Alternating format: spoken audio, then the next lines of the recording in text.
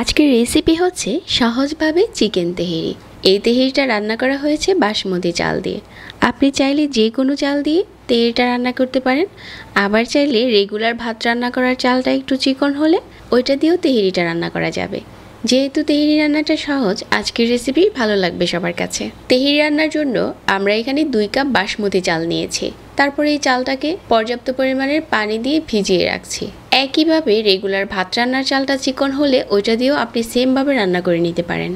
চালটা 30 মিনিটের জন্য ভিজিয়ে রেখে আমি এখানে তেহেরির মশলাটা রেডি করে নিচ্ছি। নিয়ে নিচ্ছি 7 থেকে 8টার মতো এলাচ, 2 টুকরো দারচিনি, 2টার মতো তেজপাতা আর 1 টুকরো নিয়েছি জয়ফল। একটা জয়ফলকে 3 ভাগ করে আমি 1 ভাগ নিয়েছি। এই মশলাটা অনেক স্ট্রং হয়, তাই অল্প দিতে হবে। জয়ত্রিক দিয়ে দিচ্ছি 2 পাপড়ির মতো হবে। 5 থেকে 6টার মতো দিয়ে দিচ্ছি লং, 10-12টার মতো দিয়ে দিচ্ছি কালো গোলমরিচ। এই সবগুলো মশলা একসাথে গুঁড়ো করে নিয়েছি।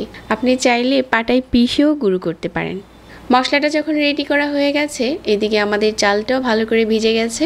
আর আজকে চিকেন তেহেরি রান্নার জন্য 500 গ্রাম চালের সাথে আমি 600 গ্রাম নিয়েছি চিকেন।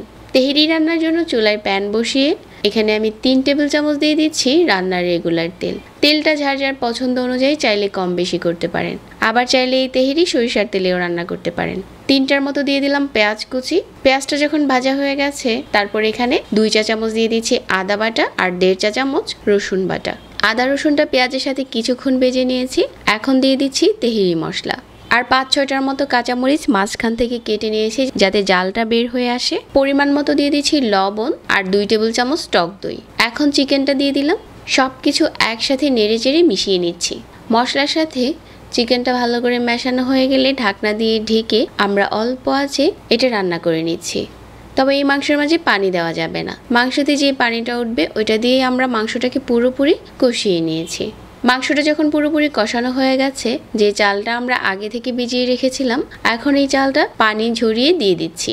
চালটা দেওয়ার পর মাংসের সাথে নেড়েচেড়ে ভালো করে মিশিয়ে নিয়েছি। তারপর এখানে 1/2 কাপ দিয়ে দিচ্ছি লিকুইড মিল্ক আর আবারও 4-5টার মতো কাঁচামরিচ, 1 টেবিল চামচ দিয়ে দিচ্ছি ঘি আর এখানে 2 কাপ দিয়ে দিলাম ফুটানো গরম পানি।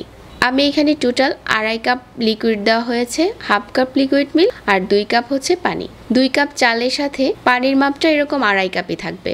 তারপর দিয়ে দিচ্ছি 1 টেবিল চামচ কেওড়া জল আর গোলাপ জল। গোলাপ জল আর কেওড়া জল নিয়েছি 1 চা চামচ। উপরে আরও স্বাদ মতো লবণ দিয়ে আবারও নেড়েচেড়ে মিশিয়ে নিচ্ছি। এখন ঢাকনা দিয়ে ঢেকে দিচ্ছি।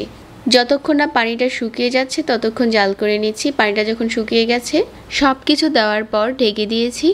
আর এখন হচ্ছে পানিটা ফুটতে শুরু করেছে। যখন পুরোপুরি এভাবে করে 5 মিনিট ফুটে গেছে, তারপর ঢাকনা দিয়ে ঢেকে আরও 2 মিনিট রেখে দিচ্ছি। আর এই 2 মিনিটে চালটা অনেকটাই ফুলে যাবে। এ সময় চুলাটা বন্ধ করে দিয়েছি। তো 2 মিনিট পর আমি আবার এই পাত্রটার নিচে তাওয়া দিয়ে 10 মিনিট দমে বসিয়ে দিয়েছি। তাওয়ার উপরে বসিয়ে আরও 10 মিনিট দমে রান্না করে নিয়েছি। আর এখন আমাদের তেহেরি রান্না করা হয়ে গেছে। খুব সুন্দর একটা কালারও এসেছে। ঝটপট যদি চিকেন দিয়ে কেউ তেহেরি রান্না করতে চান, আজকের রেসিপিটা ফলো করতে পারেন। বাসমতি চালের এই তেহেরিটা খেতে দারুণ মজার হয়েছে। আপনারা চাইলে যে কোনো চাল দিয়ে রান্না করতে পারেন। এরকম সহজ রেসিপি ভালো লাগলে চ্যানেল সাবস্ক্রাইব করবেন আর আমাদের ফেসবুক পেজ ফলো করতে পারেন। সবাইকে ধন্যবাদ জানাচ্ছি। আজকে এখানেই বিদায় নিচ্ছি। আল্লাহ হাফিজ।